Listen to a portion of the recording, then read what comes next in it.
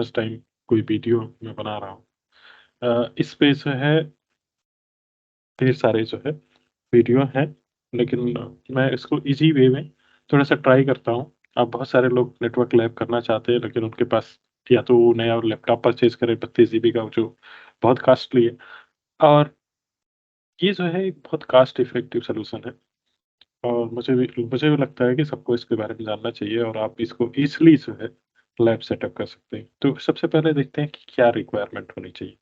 जब भी आप कोई लैब सेटअप करना चाहते हैं, तो जो आपके पास पीसी होना चाहिए, उसमें मेनली जो हम डिस्कस करते हैं कि अ, अच्छा सीपीयू हो, और अराउंड एसएसडी कार्ड हो, एक एसएसडी कार्ड हो, जो एसएसडी अराउंड 100 जीबीपीएस, 100 जीबी का, और लाइक रैम जो जिसकी हमें ज़्यादा ज़रूरत पड़ती है जब हम नेटवर्क लैब्स करते हैं, राउटर और स्विचेस उस पे पुट करते हैं, तो अराउंड 16 टू 32 जीबी सफिशिएंट है नॉर्मल राउटिंग स्विचिंग लैब करने के लिए या सर्विस प्रोवाइडर लैब करने के लिए।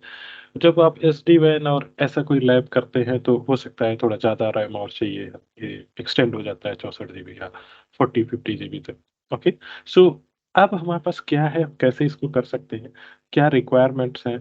सो फर्स्ट ऑफ ऑल आपके पास एक पीसी होना चाहिए, जिससे आप उसको एक्सेस करेंगे। तो पीसी मीन्स, अगर पर्सनल है तो ठीक है, पर्सनल है तो ठीक है, उसमें ऐसा कोई रिक्वायरमेंट नहीं है, इसमें ऐसा कोई रिक्वायरमेंट नहीं है कि आपका पर्सनल पीसी बहुत हाई नहीं हो। अगर उसमें जो है 4 जीबी रैम है, और हार्ड डिस्क कुछ भी हो, ठीक है? 50 जीबी या कुछ जो भी है, मतलब ओल्ड लैपटॉप है या न्यू लैपटॉप है, तो भी कोई इतना फ़र्क नहीं पड़ने वाला। जस्ट हमें एक इंटरनेट एक्सेस के लिए ये डिवाइस की ज़रूरत पड़े। अगर आपका ऑफ़िशियल लैपटॉप है, ठीक है? तो भी कोई दिक्कत नहीं, आप उससे भी इस लैब को एक्सेस कर सकते हो, क्योंकि हम लोग इस लैब को जीसीपी पे बनाने जा रहे हैं। जीसीपी मीन्स गूगल क्लाउड पे। सो हम अब रिक्वायरमेंट की बात करते हैं, क्या-क्या हमारे पास चाहिए। सो पहली चीज़ तो हमारे पास एक लैपटॉप चाहिए। ये ऑफ़िशियल भी हो सकता है और पर्सनल भी हो सकता है। ओके? दूसरा रिक्वायरमेंट हमारे पास होगा, इंटरनेट कनेक्शन चाहिए।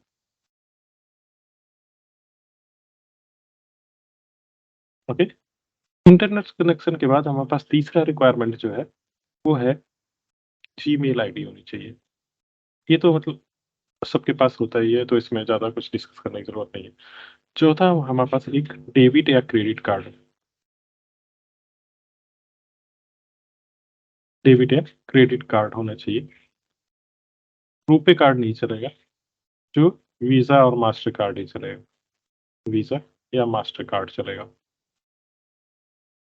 और इससे हम पैसे नहीं डिटेक्ट करने वाले हैं, ठीक है ना? इससे कुछ पैसे का लेना-देना नहीं है, जस्ट फॉर ऑथेंटिकेशन पर्पज़ कि आप जो है एक रियल यूज़र हो। गूगल वेरीफ़ाई करता है, ₹2 डिटेक्ट करता है, उसके बाद ₹2 आपको वापस भी कर देता है।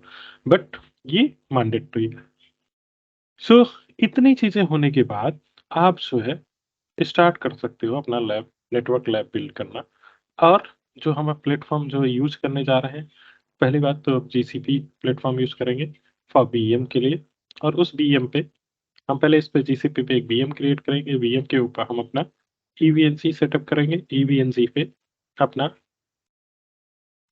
ईवीएनसी के ऊपर हमारा जो है इमेजेस होंगे, आईओएस आर कुछ भी आप चला सकते हो, कोई भी इमेज जो ईवीएनसी सपोर्ट करता है, आप उसको उस पे डाल सकते हो, ठीक है? तो ये बहुत बहुत हार्ड प्रोसेस नहीं है, इसके लिए सारे डॉक्यूमेंटेशन अवेलेबल हैं, और कैसे करना है वो मैं आपको बताता हूँ।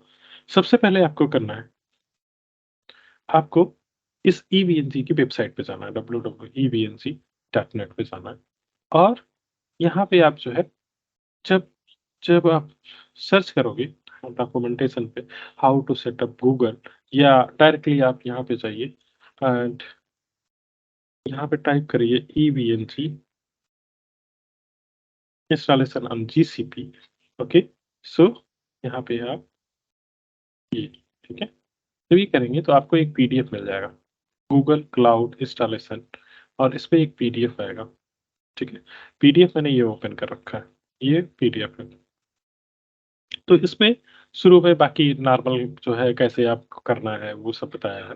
तो आप उसमें मत जाइए, सीधा इंस्टॉलेशन जब हम गूगल क्लाउड प्लेटफ़ॉर्म 3.4 से यहाँ से आपको स्टार्ट करना है और देखना है, यहाँ पे पूरा कंप्लीट स्टेप बाय स्टेप बताया होगा कि कैसे करना है। सो अब क्या करना है आपको, यहाँ पे जाना है, सबसे पहले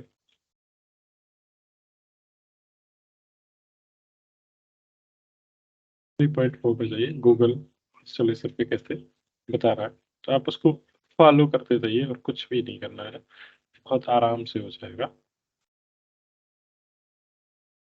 सो यहाँ देखिए, हम आ गए 3.4 पे।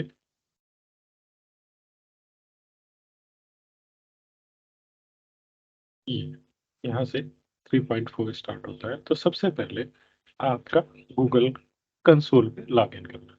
3.4 गूगल प्लेटफ़ॉर्म पे कैसे आप ईवीएमजी इंस्टॉल करोगे? तो सबसे पहले गूगल अकाउंट क्रिएट करना है। गूगल अकाउंट आपके पास हो, उससे आप लॉगिन करिए। कैसे करना है? आप जाइए यहाँ पे और यहाँ पे टाइप करिए। एक मिनट नया ले लेता हूँ और आपको मैं क्रिएट करता हुआ दिखाते चलते। तो अगर हम यहाँ पे, ये मेरा अकाउंट है समझ लीजिए। सो अब जैसे आप लॉगिन करके रखे हो तो यहाँ पे गूगल कंसोल, जीसीपी कंसोल कर लीजिए, जीसीपी कंसोल यहाँ पे लॉगिन, ओके। सो आपको इस स्पॉन्सर लिंक पे नहीं जाना है, नीचे आएँगे तो यहाँ पे साइन इन आ रहा है गूगल, और यहाँ पे इस पे आपने जीसीपी कंसोल फ्री ट्रायल ये भी कर सकते हो आप, और यहाँ पे जाओ गूगल क्लाउड इसमें। अब यहाँ पे आपसे पूछेगा कि कैसा आप अकाउंट क्रिएट करना चाहते हैं, कंप्यूट इंजन क्लाउड ये वो। सो आप नेटवर्क, ये आप इसको क्लोज भी कर सकते हो, ये देखिए अपने आप ये गूगल लॉगिन हो गया है, ठीक है। आप इसको एग्री कर सकते हो, आप एग्री कर लीजिए। यहाँ पे स्टार्ट फॉर फ्री, यहाँ से आ जाओ स्टार्ट फॉर फ्री करने में, चलिए आपसे एग्री एंड कट। जब ये आप स्टार्ट फॉर फ्री करोगे या तो आप फ्री टायर अकाउंट ले लो, यहाँ पे आप देखोगे ये लिखा हुआ put Google Cloud work for 300 credit, $300 credit for 90 days, okay. So आप कुछ भी आप क्रिएट करोगे उसका कुछ चार्जेस होगा, वो आपको बगल में दिखाएगा और उस हिसाब से इसमें से डिटेक्ट करेगा। आफ्टर जब आपका 90 दिन कंप्लीट हो जाएगा, उससे उसके बाद ये डीएक्टिवेट हो जाएगा, और जब तक आप उसको एक्टिवेट नहीं करोगे। जब आप एक्टिवेट करोगे तभी आपके पैसे डिडक्ट होने स्टार्ट होंगे। सो आप 30 दिन आप इसको यूज़ करिए, उसके बाद आपको लगता है कि ठीक है, मैं ₹50 ₹100 जो भी आते हैं, वो मैं खर्च कर सकता हूँ इस लैब के लिए, तो ठीक है, कंटिन्यू करिए। अदरवाइज़ इसका दूसरा भी तरीका है कि आपने दूसरा अकाउंट क्रिएट करना है, दूसरा क्रेडिट कार्ड यूज़ करना है, फिर फ्रीटियर यूज़ करना है, अगर अगर गूगल उस साइड से दे रहा हो। सो अभी के लिए फिलहाल 3 महीने के लिए आपके पास ये अकाउंट है, आपकी जो भी रिक्वायरमेंट है लैब वाइज़ वो बड़ी सही चलेगी, ओके। सो आप इंडिया एग्री एंड कंटिन्यू करेंगे यहाँ पे। सो जब आप एग्री एंड कंटिन्यू करेंगे, तो आप पेमेंट इन्फॉर्मेशन वेरिफिकेशन पे आ जाएगा। अकाउंट टाइप बिज़नेस, इसको चेंज करिए, बिज़नेस अकाउंट नहीं है, ये इंडिविजुअल अकाउंट है। उसके बाद इससे आपका कार्ड नंबर पूछेगा, आप कार्ड नंबर डालिए और स्टार्ट फ्री, ओके। सो एक कार्ड के बाद जैसे आप कार्ड नंबर डालोगे, आपसे एड्रेस पूछेगा, एड्रेस डालिए। एड्रेस के बाद आपका ₹2 डिडक्ट करेगा और आप जो है कुछ इस तरह का पेज मिल जाएगा आपको। ये देखिए, इस तरह का, ठीक है। सो जैसे इसमें जाएँगे तो आपको अकाउंट क्रिएट करना है। सबसे पहला काम यहाँ पे क्लाउड पे, ओके। सबसे पहले आपको इस तरह कुछ स्क्रीन आपको मिल जाएगी, या कुछ डिफरेंट भी मिलेगी, कोई दिक्कत नहीं। तो अब आपको वही सेम फॉलो करने हैं, जो प्रोसेस आपको इस पीडीएफ में दिए गए हैं। सबसे पहले आपको करना है कनेक्ट टू गूगल कंसोल, और क्या करना है आपको, ऊपर जाके सेलेक्ट एक प्रोजेक्ट करना है। आपको एक प्रोजेक्ट आता रहेगा, माय फर्स्ट प्रोजेक्ट या कुछ भी, आप उसको सेलेक्ट करिए न्यू प्रोजेक्ट करके, ओके। कैसे कर सकते हैं उसको, ये देखिए आपका यहाँ पे जाइए और प्रोडक्ट एंड सॉल्यूशन, और यहाँ पे अगर आप चाहोगे, जैसे ये मेरे प्रोजेक्ट है, ठीक है? ये देखिए, यहाँ पे ऊपर जो आ रहा है उस पे आप क्लिक करिए और यहाँ पे न्यू प्रोजेक्ट पे क्लिक करिए। सो जब आप न्यू प्रोजेक्ट करेंगे तो आपसे नाम पूछेगा। तो देखिए ये आईडी के साथ आ रहा है। तो हर बार आईडी जो है वो यूनिक आईडी रहती है, बस आप नाम दे दीजिए इसपे, जैसे ईबीएनजी सेटअप फॉर नेटवर्क। कुछ भी आप नाम दे दीजिए, अपना नाम और उसके बाद जैसे मैंने यहाँ पे एक प्रोजेक्ट सेट किया। देखिए मैं मेरे पास 2-3 प्रोजेक्ट है। कैंसल करने के बाद आपको तीनों प्रोजेक्ट यहाँ पे दिख रहे होंगे। जैसे ये ऊपर गूगल क्लाउड के बगल में प्रोजेक्ट आपको आते हैं यहाँ पे। देखिए ये 3 प्रोजेक्ट है मेरे पास। My first project, network lab और ये, ठीक है। सो अब एक प्रोजेक्ट आप ये तो आपका डिफ़ॉल्ट है, माय फर्स्ट प्रोजेक्ट डिफ़ॉल्ट अपने आप बना आता है। बस ये मैंने नेटवर्क लैब के लिए क्रिएट किया था और ये दूसरा एक और प्रोजेक्ट। सो आप एक प्रोजेक्ट के अंदर चले जाइए और फ़ॉलो करते रहिए इंस्ट्रक्शंस जो दिया हुआ है। आप देखिए, जब ये हो गया तो सबसे पहली चीज़ जो जो बहुत इम्पोर्टेंट है, हम लोग क्या करते हैं तुरंत वीएम क्रिएट करना स्टार्ट कर देते हैं, वैसा नहीं करना है। ये है इसका एक्टिवेट क्लाउड सिम। जब आप ये क्रिएट कर लेंगे अकाउंट क्रिएट करने के बाद आप इसके क्लाउड सेल में जाइए। तो एक नया पॉप विंडो यहाँ नीचे आएगा। इसको आप सेपरेट विंडो में भी खोल सकते हैं। तो ये इसको ओपन करिए। ये देखिए यहाँ पे अगर क्लिक करेंगे तो न्यू विंडो खुल जाएगा। बट ये कनेक्ट हो रहा है। ये आपको इस आपके प्रोजेक्ट का कंसोल एक्सेस।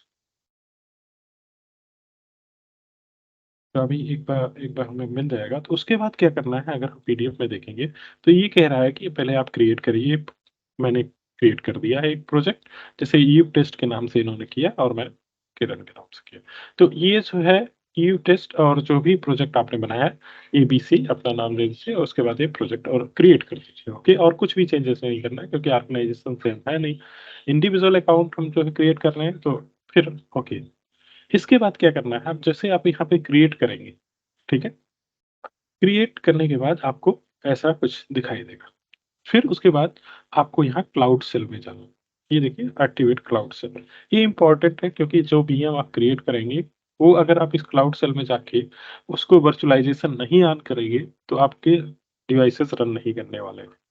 तो ये जो पहला कमांड है ये वाला, ये इसको कॉपी पेस्ट करना है। इसमें कुछ एरर आ जाते हैं। जैसे आप कॉपी पेस्ट करोगे डायरेक्टली कंट्रोल सी और कंट्रोल वी करोगे तो कुछ एरर आते हैं। आपको एक-एक वर्ड मैच करना है। मोस्टली यहाँ पे गलतियाँ आती हैं। सोर्स इमेज प्रोजेक्ट, ये हाइफ़न हट जाता है कभी-कभार। कभी कोई जैसे यहाँ पे मैंने देखा था एक बार compute license global VM minus option है, देखिए वीएम हाइफ़न ऑप्शंस है, इसमें भी प्रॉब्लम हो जाती है।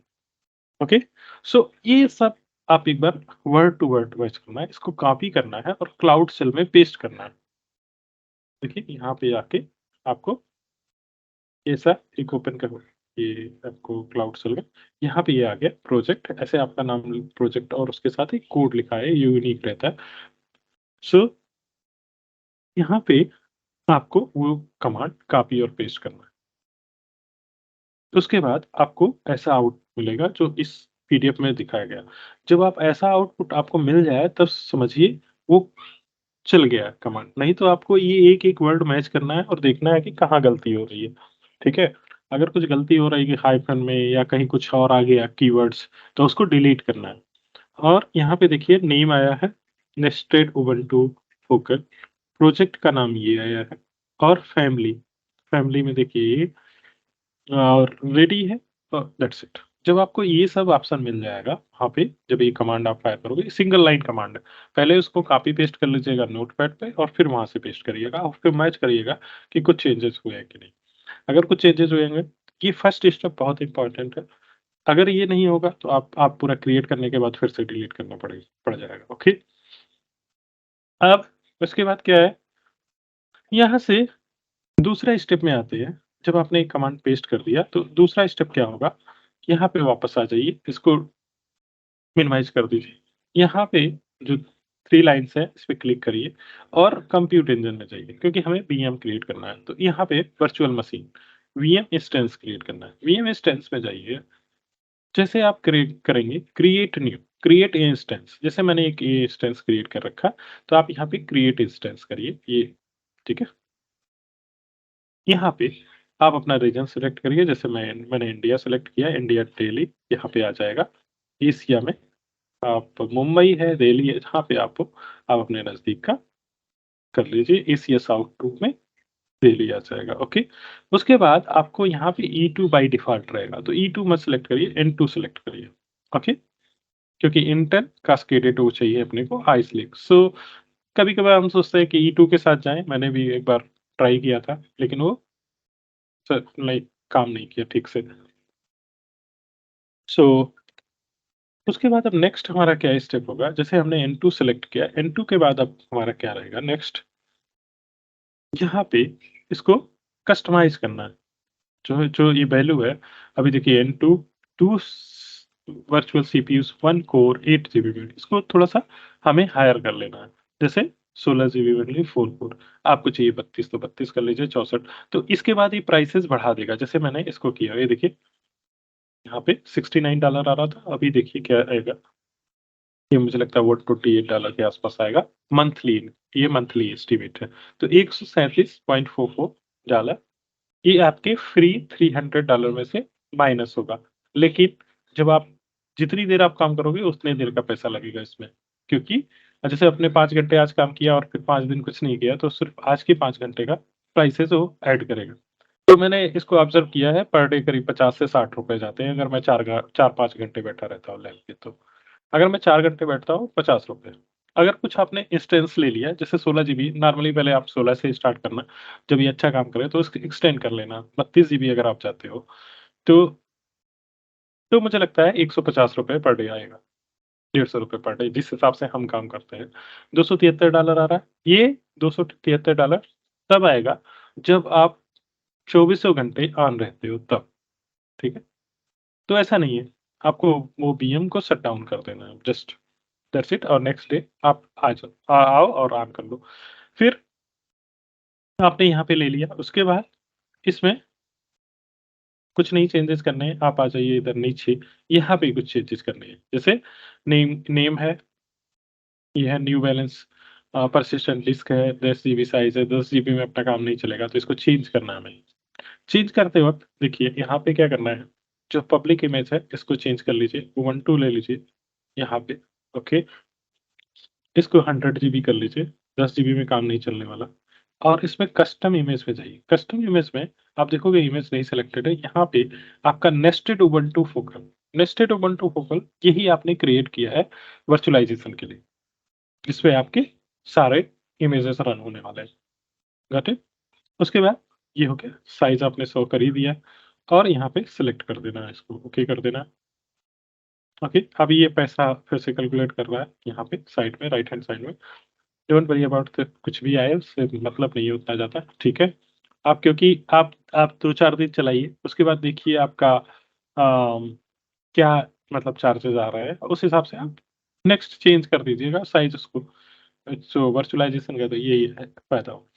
तो अलाउ डिफ़ॉल्ट एक्सेस, ओके, यहाँ पे अलाउ एचटीटीपी, ठीक है। हाँ, एचटीटीपीएस नहीं है, एचटीटीपी परफेक्ट है, क्योंकि जो आपका ईवीएनजी खुल रहा है वो एचटीटीपी है। अब यहाँ पे आपको क्रिएट कर देना है। क्रिएट करने के बाद आपको कुछ ऐसा वीएम मिल जाएगा। ये देखिए मैंने क्रिएट किया हुआ है। जैसे आप क्रिएट करेंगे 2-3 मिनट लगाता है, 2-3 मिनट के बाद अब आपको यहाँ पे 2 चीज़ें देखनी है। एक तो आपको ये जो है इंटरनल आईपी एड्रेस मिल गया और एक एक्सटर्नल आईपी एड्रेस मिल गया। यहाँ पे एसएसएच हो गया। तो अब आपको एसएसएच किस पे करना है? उससे पहले आप जब यहाँ एसएसएच क्रिएट होने के बाद अगर एसएसएच पे क्लिक कर रहे हैं, हो सकता है ओपन ना हो window due to firewall rule. So यहाँ पे जाना है सेटअप फायरवॉल रूल करना है, ठीक है? ये एक बार का ये सब जो है टेंशन है। एक बार आपने सेटअप कर दिया मशीन, आपकी लाइफ ईज़ी हो जानी है। सिर्फ़ आपको उसमें इमेजेस डालने होंगे जैसे आप नॉर्मली आप अपने लैपटॉप पे डालते हो, ठीक है? और ये आपको फ्री में 32 जीबी एक्सेस दे रहा है। समझिए आप ऐसी मशीन अगर परचेज़ करने जाओ तो 70,000 के आस-पास आएगी। रियल मशीन की बात कर रहा हूँ, रियल लैपटॉप की बात कर रहा हूँ। तो आपको 3 महीने तो मिल ही रहा है। 3 महीने में अगर आप पर डे 2 घंटे या ढाई घंटे करते हैं तो काफ़ी आपको ओह! हेल्प हो जाएगी। अब ये यहाँ पे आपके वीएम इंस्टेंस क्रिएट करने के बाद सेटअप फायरवॉल रूल करना है, ओके? तो यहाँ पहले से कुछ फायरवॉल रूल रहेंगे, उस पे ध्यान नहीं देना है। ठीक है? कुछ भी हो, उसपे आप ज़्यादा ध्यान मत दो। आप अपना खुद का क्रिएट करो, क्रिएट फायरवॉल रूल यहाँ पे, ओके?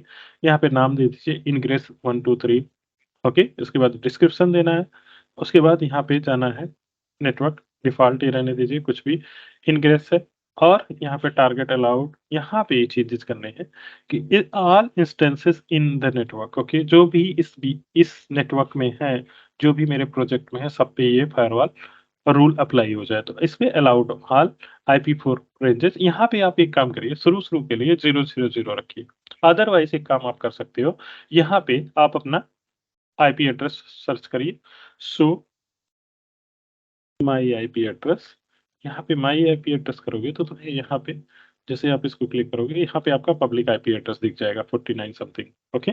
सो उस हिसाब से जैसे 49, 36, 137 इसका जो है एक सबनेट आप डाल सकते हैं यहाँ पे क्योंकि नॉर्मली आप अपने लैपटॉप से और अपने अपने प्रॉपर इंटरनेट से एक्सेस कर रहे हो। नहीं तो यहाँ पे आप पहली बार के लिए 0.0.0.0/0 रख लीजिए।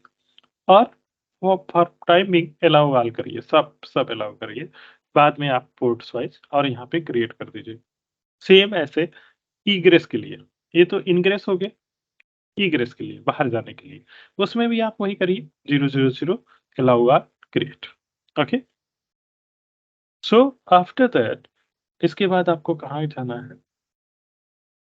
आपको फिर से वहीं जाना है, कम यहाँ पे कंप्यूट इंजन बीएम इंस्टेंस आपको सामने बीएम इंस्टेंस दिख जाएगा, उसका सीएलआई एक्सेस ले लीजिए, एसएसएस लीजिए। ये देखिए, आपको एक नए विंडो पे ऐसे एसएसएस दिखेगा। ये देखिए, ये है उसका एसएसएस। ये आपको एसएसएस दिख जाना है।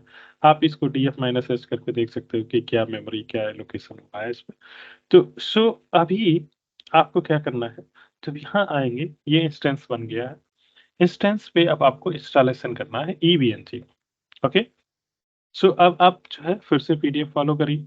ये आप यहाँ पहुँच गए, सारा कुछ क्रिएट करके ये सब जहाँ पे आपको हेल्प लेने की ज़रूरत हो, ये पीडीएफ अपने कुक बुक जो है आपने कुक बुक जो है आपने डाउनलोड किया है उसमें से ये आपको चीज़ें एक स्टेप बाय स्टेप आपको फॉलो होती चली जाएँगी।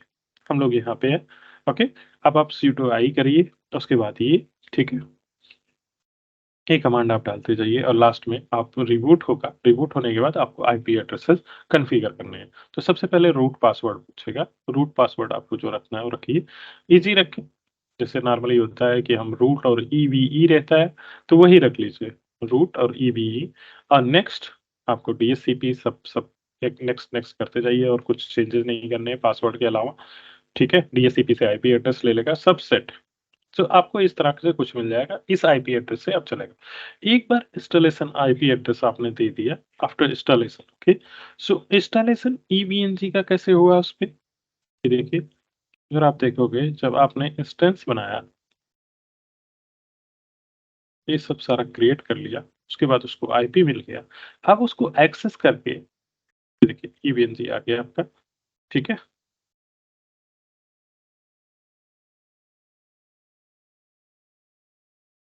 ये देखिए, ये कमांड है, जब आप लॉन्च कर रहे हो यहाँ पे और उसके बाद विथ ओएचटीटीपी ये कम्युनिटी वर्जन इंस्टॉलेशन है, ओके? आप प्रोफेशनल पे भी जा सकते हैं, नॉर्मली प्रोफेशनल के लिए आपको की चाहिए और वैसा कुछ करने की ज़रूरत नहीं, कम्युनिटी वर्जन ओके है, नॉर्मल कंडीशंस के लिए। ये कमांड आपका इंस्टॉल करेगा ईवीएनसी। आफ्टर इंस्टॉलेशन आपको अपडेट करना है, अपग्रेड करना है और उसके बाद आईपी सेटअप करना है, यहाँ पे। सारा आईपी सेटअप होने के बाद कुछ मेनली आपको एक ही चेंजेस करने हैं आईपी सेटअप में, वो तो डीएचसीपी से अपना आईपी ले लेगा। एक ही चेंजेस करने हैं, रूट का पासवर्ड सेट करना है, रूट का पासवर्ड ईव रखिए, ओके? जो भी आप रखना है रख लीजिए, उसके उसके बाद फायरवॉल पे तो सारा कुछ अलाउड ही है, फायरवॉल रूल हमने लगा ही रखा है। फिर उसके बाद अब उसको एक्सेस करिए, ये आईपी एड्रेस कॉपी करिए, कौन-सा? ये आईपी एड्रेस, स ये आईपी एड्रेस कॉपी करिए यहाँ से ये और इसको फायरफॉक्स में खोलिए जैसे ये खोला, ठीक है? और ये रहेगा एचटीटीपी नॉट एचटीटीपीएस। आप एचटीटीपीएस से ये लॉगिन करिए, आपको ये मिल जाएगा। यहाँ ऐड ऑब्जेक्ट करिए, नोड में जाइए और ये देखिए कोई हाइलाइटेड नहीं है। अभी मैंने 2-3 इमेजेस डाले हैं, तो उसके बाद इमेजेस डालने का तरीका आप उसी ईवीएनजी की वेबसाइट पे जाइए, जैसे-जैसे उसने बताया वैसे-वैसे अपलोड कर दीजिए। सबसे पहले WinSCP में जाइए, WinSCP में कनेक्ट करिए उसको जो पब्लिक आईपी एड्रेस के थ्रू और रूट आईडी एंड पासवर्ड के साथ उसको कनेक्ट करिए और जैसे-जैसे उसमें बताया जैसे 7200 सेट करने के लिए आपको कहाँ जाना है, ठीक है? तो अगर आप 7200 अपलोड कर रहे हो तो डायरेक्टली आप कहाँ यूनिट लैब में गए, पिन फाइल होती है normally dot images okay? So यहाँ पे एडवांस पे गए, ओके? यहाँ पे डेमपिक्स में गए और ये देखिए मैंने 7200 इमेज डाल दिया। ये डॉट इमेज फाइल रहती है इसकी। तो आप इसको ड्रैग एंड ड्रॉप इधर से अपने लैपटॉप से यहाँ पे ड्रैग एंड ड्रॉप करो। उसके बाद ये आ जाएगा फिक्स परमिशंस करने, ओके? सो ये कमांड आपको यहाँ चलाने हैं फिक्स परमिशंस वाले ये जो है, ये उसके बाद आपका 7200 इंस्टॉल होगा। सो जैसे-जैसे आपको एक-एक नोड उसमें डालना है, आपके पास स्टेप बाय स्टेप जो है चीज़ें हैं, यहाँ पे आप जाइए, यहाँ पे देखिए ये है इंस्टॉलेशन, ओके? सो इंस्टॉलेशन में आप चाहो तो नो, यहाँ डॉक्यूमेंटेशन सॉरी, ये ग्रुप बुक है, यहाँ डॉक्यूमेंटेशन में जाइए, डॉक्यूमेंटेशन में जाके हाउ टू क्रिएट इमेज यहाँ पे क्लिक करिए और देखिए 7200 सीएसआर 1000 कैसे आपको सेटअप करना है यहाँ पे देखिए ये है सीएसआर 1000 कैसे सेटअप करना है इसमें बताया हुआ है इमेज आपके पास होनी चाहिए। उसके बाद अगर आप 7600 आपको सेटअप करना है आईयूएस 7600 तो इसमें आईयूएस भी है ये देखिए आईओएल है 7200 आपको मैं दिखाता हूँ सिस्को आईओएस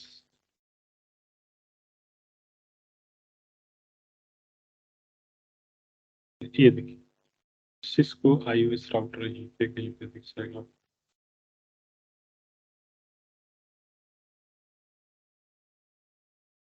वर्चुअल आईओएस ये है एक सबकी इमेज अलग-अलग है कैसा आप इमेज लेके आप इसको सेटअप कर रहे हो कहीं के पे कहीं 76 ये आपको दिख जाएगा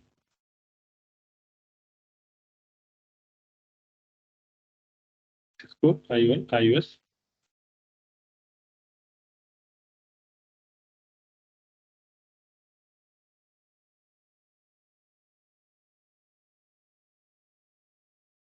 सो यहाँ पे सेटअप दिया हुआ है आप गूगल कर सकते हैं कि आईओएस राउटर कैसे सिस्को आईओएस सेटअप कैसे करना है जैसे इंस्टॉल 7200 यहाँ से सिस्को डैम्पनिंग इमेजेस कैसे आपको इंस्टॉल करने हैं ये देखिए डॉक्यूमेंटेशन में मिल गया अभी हम सर्च कर रहे थे ये देखिए यहाँ पे सिस्को एनडी के नीचे यहाँ पे मिल गया कि कैसे करना है तो आपकी ये इमेजेस डॉट इमेजेस ये दिस फाइल इमेज नेम ये होना चाहिए जैसे 70 7200 का डॉट इमेज मेरे पास है ठीक है इससे आप कैसे क्रिएट कर सकते हैं ये अपना डायरेक्टली वहां पे आप मूव कर दीजिए अगर आपके पास डाटा इमेज फाइल है बिन फाइल है तो आपको कन्वर्ट करना पड़ेगा इमेज पे और ये मिल जाएगी आपको जब गूगल पे आप डाउनलोड करने जाओगे तो इमेज डायरेक्टली इमेज मिल जाएगी सीधा आप जो है यहाँ पे इस फोल्डर में आप कॉपी पेस्ट कर दीजिए यहाँ पे तो ये स्टार्ट हो जाएगा और आप आपको यहाँ फ्रंट पेज पे जाने हैं हाँ इसको फर्स्ट टाइम जब आप यूज कर रहे हैं तो आप इसको फायरफॉक्स पे ओपन करिए क्योंकि तब ये पूछता है कि किसके थ्रू आप इसका कंसोल लेने वाले हैं पर्टिकुलर डिवाइस का। सो जैसे आपने ऐड किया, नोट किया तो यहाँ पे जैसे मैंने 7600 चलाना है ये पे 7200 ओके सो ये है एक्चुअल में 7600 राउटर से बट इसका नाम वैसे आ रहा है कोई बात नहीं। ये देखिए मैंने स्टार्ट किया इसको स्टार्ट हो गया। जब आप इसको क्लिक करेंगे तो यहाँ ऑप्शन आएगा, जैसे वो मैंने सेव करके ऑप्शन आएगा कि कौन से उसके थ्रू आप जो चलाना चाहते हो, तो मैंने यहाँ पे सिलेक्ट कर रखा है पुट्टी। तो आपको ऑप्शन अगर आप पुट्टी आपका इंस्टॉल नहीं है इस पे आपके लैपटॉप पे तो आप इंस्टॉल कर लीजिए, तो नॉर्मली होता ही है। तो आप इस लैब को क्योंकि ये पब्लिक आईपी एड्रेस है, तो आप अपने ऑफिशियल लैपटॉप से, आप अपने पर्सनल लैपटॉप से कहीं से भी इस लैब को एक्सेस कर सकते आफ्टर क्लोजिंग दिस लैब इसको लैब को क्लोज करने के बाद आप यहाँ पे जाइए जहाँ से आपने इसको स्टार्ट किया भी ये जो आपकी बीएम मशीन रनिंग हो रही है इसको आप क्लिक करिए और यहाँ पे स्टॉप कर दीजिए क्योंकि इसको आप 24 आवर्स इसको रनिंग में नहीं रख सकते क्योंकि इसके चार्जेस है क्योंकि आपको वो जो है 300 जो डॉलर आपको मिले हुए हैं जो जो क्रेडिट मिली है 24,000 के अप्रॉक्स वो आपको 90 दिन चलाने हैं ओके सो आप इसको जैसे जो मशीन आपकी चला रहे हो, उसको आप इसको स्टॉप कर दीजिए और नेक्स्ट टाइम जब आप लैब करना चाहें, तो फिर से उसको ऑन कर लीजिए, ठीक है? तो इस बेसिस पे आप इसको सेटअप कर सकते हो और जो है आप फ्री में आपको 16 जीबी या 32 जीबी की लैब मिल रही है फॉर नेक्स्ट 3 मंथ 90 डेज़। तो आप काफ़ी प्रैक्टिस कर सकते हो even though if you want to purchase the lab. But हाँ, जब आप इंस्टॉल करने जाओगे कुछ गलतियाँ होंगी, मतलब लगेगा आपका टाइम इन्वेस्टमेंट लगेगा, 1 दिन लग सकता है, 1.5 दिन लग सकता है कि आपका लैब अप एंड रनिंग हो, कुछ चैलेंजेज़ आते हैं। जैसे मैंने भी किया, एक बार मैं फर्स्ट कमांड छोड़ दिया कि अ, जो शुरू-शुरू में उसने बताया ग्रुप में कि ये आपको करना है वीएम वर्चुअलाइज़ेशन के लिए फर्स्ट कमांड आपको जब आप क्रिएट कर रहे हो, तो ये कमांड मुझसे छूट गया था ये, तो वर्चुअलाइज़ेशन नहीं हुआ। तो फिर से मुझे उसको मशीन को डिलीट करके दोबारा एक वीएम बना के फिर से करना पड़ा। फिर कुछ प्रॉब्लम आई, फिर से उसको डिलीट किया, तीसरी बार में वो मेरे साथ भी चला। तो मैं ये कहता हूँ कि हाँ, ठीक है, जब आप फ्रीवेयर फ्री टीएस चीज़ें यूज़ करते हो तो आपको कुछ ना कुछ तो इन्वेस्ट करना पड़ेगा। कभी आपको टाइम इन्वेस्ट करना पड़ेगा, कभी फ्रस्ट्रेशन